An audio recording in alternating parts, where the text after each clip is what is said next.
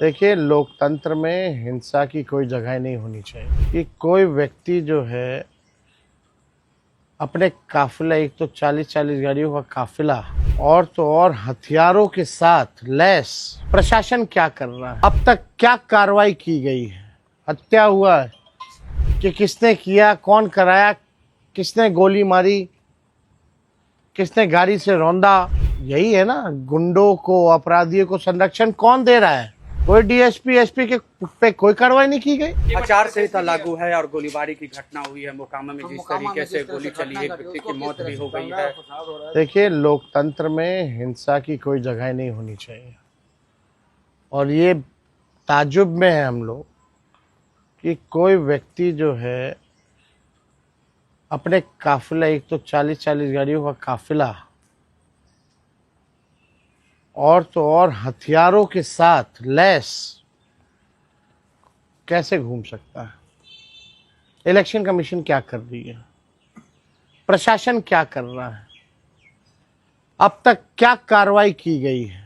हत्या हुआ है, कई गवाह हैं, एफआईआर हुआ है, चश्मदीदों ने घटना जो है वो बताई है कि किसने किया, कौन कराया, किसने गोली मारी, किसने गाड़ी से रौंदा, लेकिन प्रशासन के लोग चुप है, कोई कार्रवाई नहीं की गई। यही है ना। गुंडों को, अपराधियों को संरक्षण कौन दे रहा है? और जंगल राज की बात कर रहे हैं ये लोग। जिन लोगों ने अपराधियों को पाला पोसा बड़ा किया, केवल अपनी कुर्सी बचाने के लिए इस्तेमाल कर रहे हैं जो लोग, आज उन लोगों को संरक्षण दिया जा रहा है और वही लोग जंगल राज की बात कर रहे हैं।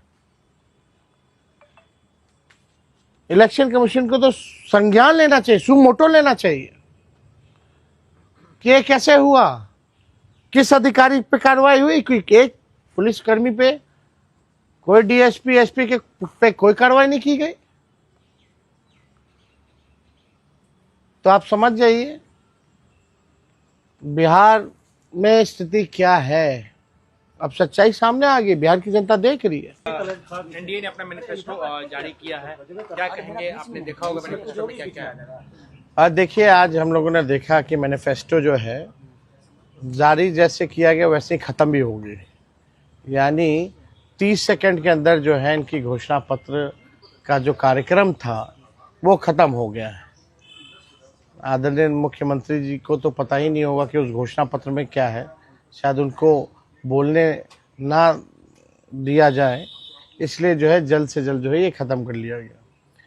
लेकिन हम तो कहना चाहते, जो हमने घोषणा पत्र देखा, एनडीए के लोगों को सॉरी पत्र लाना चाहिए और बिहार के 14 करोड़ जनता से सॉरी बोलना चाहिए था कि 20 साल से भी राज करने के बाद भी सबसे गरीब राज्य बिहार, कोई कारखाने नहीं, कोई निवेश नहीं, हर सेक्टर में जो है ये सरकार फेल रही, इसलिए इनको सॉरी पत्र लाना चाहिए था।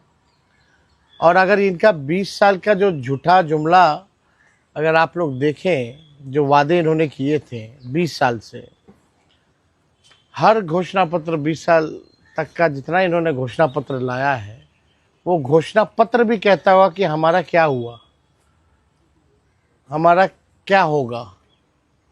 वो घोषणा पत्र कह रहा है कि पहले वाला तो घोषणा पूरा हुआ नहीं, एक नया जो है आनंद फानन में जो है इन लोगों ने ये घोषणा पत्र जारी की है। इसमें कई ऐसी चीज़ें, अब बताइए, स्कूल में मिड डे मील जो है वो देंगे, यानी इससे पहले जो है बढ़िया से ये लोग नहीं दे रहे थे। यानी आप देखिएगा, अस्पताल, मेडिकल कॉलेज हर जिले में निर्माण करेंगे। जो मेडिकल कॉलेज है वहाँ डॉक्टर नहीं है, नर्स नहीं है, दवा नहीं होता, इलाज नहीं होता, केवल खाका खड़ा कर दिया गया है, कुछ नहीं हो रहा। तो उस हिसाब से अगर आप देखें तो इन लोगों को सॉरी पत्र ला करके इन लोगों को माफ़ी, बिहार 14 करोड़ बिहार की जनता से माफ़ी मांगनी चाहिए। और ये तो ताज्जुब की बात है कि भाई 30 सेकंड में ही पूरा हम लोगों ने भी घोषणा पत्र जारी किया, हम लोगों ने भी विजन को रखा, हम सब नेताओं ने अपनी बात को रखा। ये कौन सी बात हुई कि कोई बात ही नहीं की गई?